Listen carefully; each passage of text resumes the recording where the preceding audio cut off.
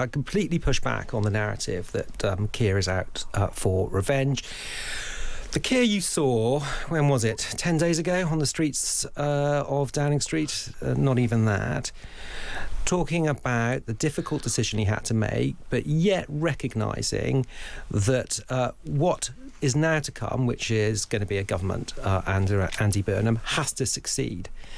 And I think Keir genuinely means that. And so the talk of revenge is absolute nonsense. Now, the Prime Minister only became an MP in 2015. Before that, of course, he was Director of Public Prosecutions, and he brought into government a man often described as his closest friend in politics, a long-time legal ally, Richard Hermer, he's known since the 1990s, and worked with him during his days in Doughty Chambers and many times since. And in 2024, after the general election victory, Lord Hermer was awarded a peerage and made Attorney General, the most senior legal advisor in the government.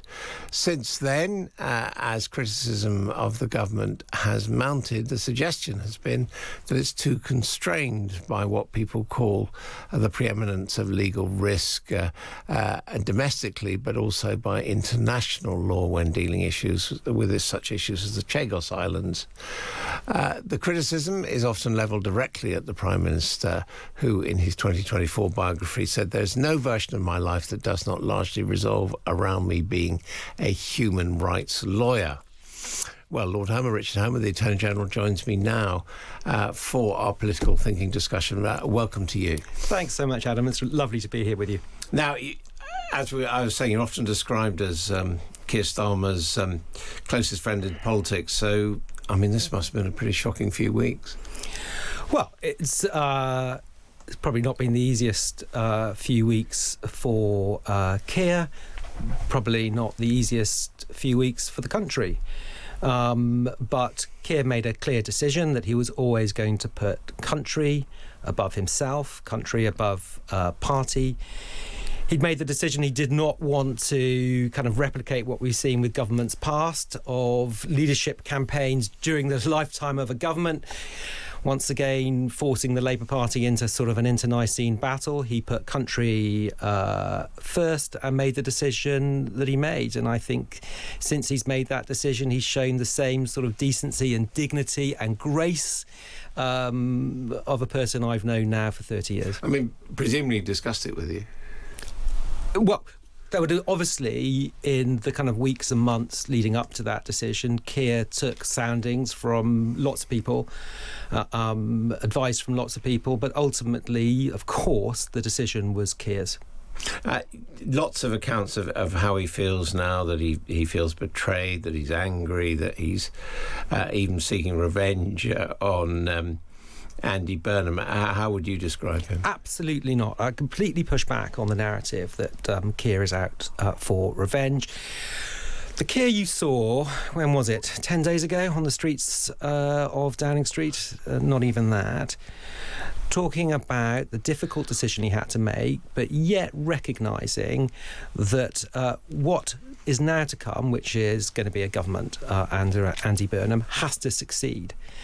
And I think Keir genuinely means that. And so the talk of revenge is absolute nonsense. You're not going to find in Keir a former Prime Minister sniping from the sidelines. You're going to find somebody who is going to be 100% behind what comes next. And what comes next is, of course, going to be building on Keir's legacy, the building blocks that he put in place that I think we are all hoping and all believe that Andy is going to be able to build on, to deliver for the people of this country and to return another Labour government in a few years' time. Well, you said he went in the interest of the country. I mean, why? What were the reasons for him having to go? Well, I think it was clear that if Keir stood in a leadership battle, it was going to be a sort of a bitter internecine battle that would not have served the interest of the Labour Party and certainly would not have served the interest of this country. But he put the country first and made the decision that he made. What about yourself? You distinguished lawyer, but do you want to carry on in politics, in government? Look, I'm really convinced that life in politics is a better place when people stop thinking about themselves and what's good for them and just keep an eye on what's better for the country. So, look, wherever I am in a few weeks' time, it's going to be a huge supporter of the Labour government. It's going to be as a huge supporter of trying to transform this country to make it fairer and more prosperous. And whether I'm doing that on the backbenches or whether in any other capacity is pretty irrelevant to anything. All that really matters is that Labour goes ahead and succeeds. I mean, as a lawyer, you don't sort of think, politicians are not the most respectable people. Yeah, look, the easy answer is to kind of joke on that, but I've been struck, like, coming into politics, in my mid-50s, and, to be honest, with a fairly kind of preset, cynical view of politicians, I have been struck, actually, by the decency of the vast majority of politicians that I've met and become friends with. Even those who've turned on Sir Keir? Well, as I said, the vast majority. No, look, the Labour Party is filled with some absolutely fabulous people who want nothing more than to make this country a better place. Now, let's talk about law. I was looking at a lecture you gave recently, and you agree with Keir Starmer that human rights and the law have to be the core of everything you do. Is that right? Well, I think law is incredibly important. I think to give structure and stability to any country, we've always recognised that you have to have the rule of law. You've got to have clear laws that apply to us all equally. You've got to have an independent judiciary that adjudicates when laws are said to have been broken. I mean, that's the kind of framework upon which a just and stable society is built. And I think those laws also have to have certain intrinsic values. Not least, they've got to be there to protect our kind of fundamental human rights that the people of this country have fought for centuries to secure. So, do I believe in the importance of the rule of law? I absolutely do. Do I believe it's in the national interest that we have this kind of robust rule of law framework? I absolutely do. Do those laws have to have values that reflect human dignity? Again, yes. I suppose the counter-argument to that is, in the era of a President Trump who pretty much makes things up as he goes along, of a President Putin, clearly violating international law, attacking Ukraine, and when you've got mass migration of people who are, not respecting of borders or restrictions, that, to try and work in that world using the framework of law just doesn't work. I disagree with that, Adam. And in fact, I'm not going to want to get into particular examples of other countries, but I suspect we can all look around the world at the moment, see countries that are not adhering to the rule of law, and kind of go, well, I rather prefer it here, thank you, in a country that for centuries has respected law and adherence to the rule of law.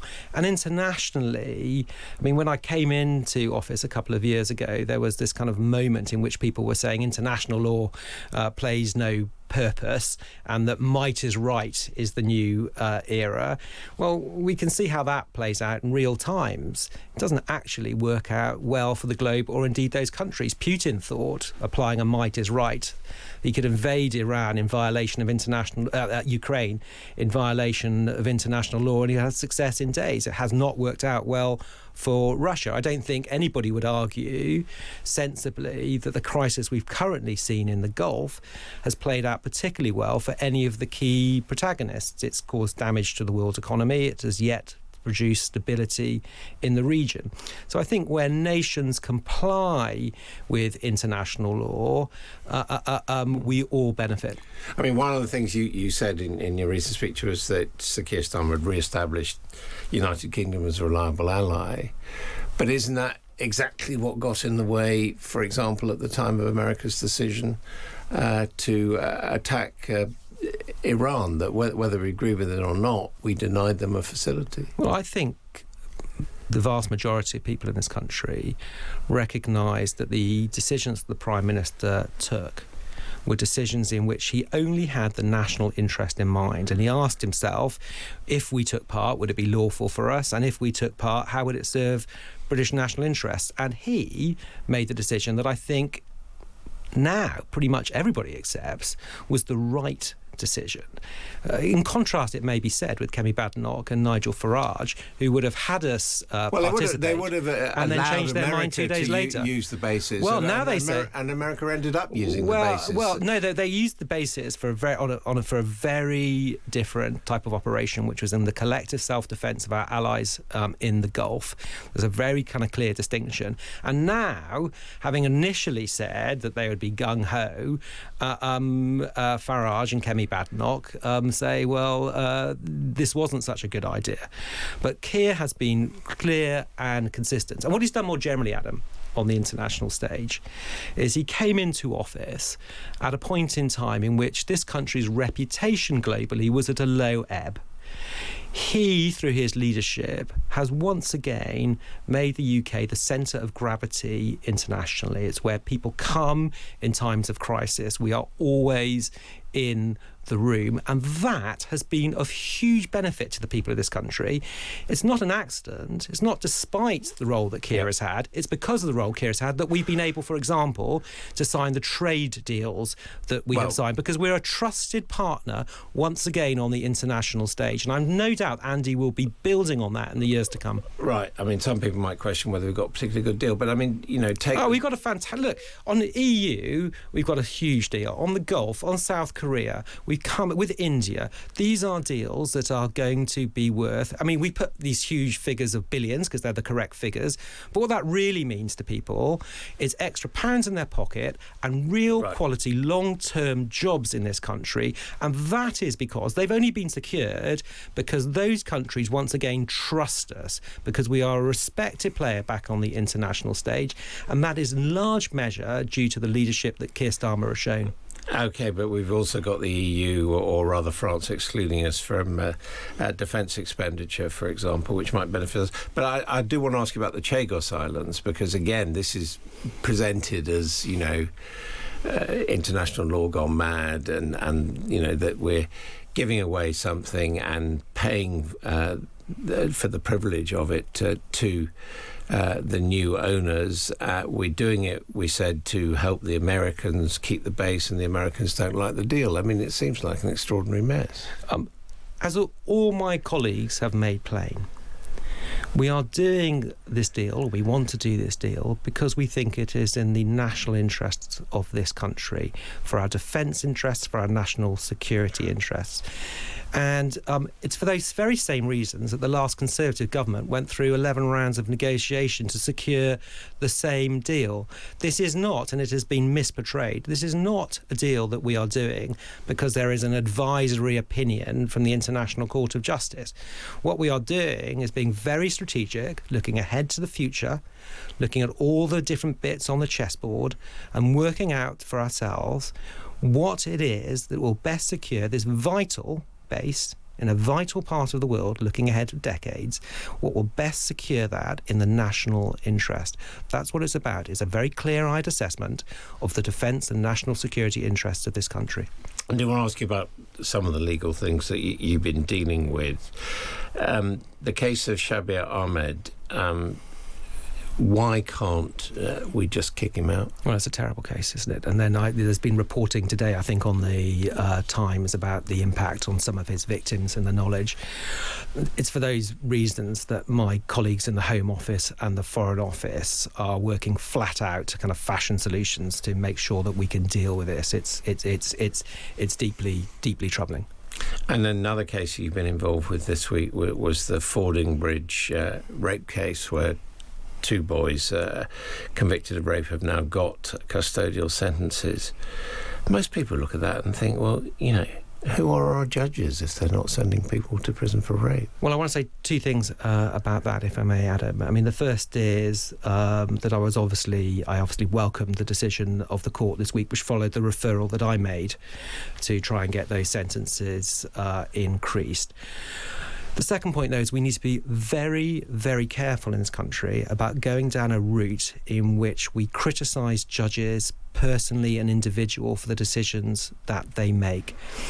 The independent judiciary is a vital part of our framework in this country, and judges must be able to carry out their difficult jobs without being vilified for decisions, often difficult decisions, that they make. That's a really important principle. We should be incredibly grateful in this country for having the independent, high-quality judiciary that we have. In that case, it's clear a mistake was made, it's been corrected, and the message should be out there that the priority of this government is to tackle this scourge of violence against women and girls. And was curtailing jury trial a mistake, bearing in mind that Andy Boulton says he's going to review it? Look, I think we inherited this extraordinary backlog in the criminal justice system. It's essential that people have faith in the criminal justice system, and we have been determined since day one to do everything that we can to reduce that backlog and give people faith in our justice system. Lord Hermer, thank you very much indeed for joining us here on Times Radio.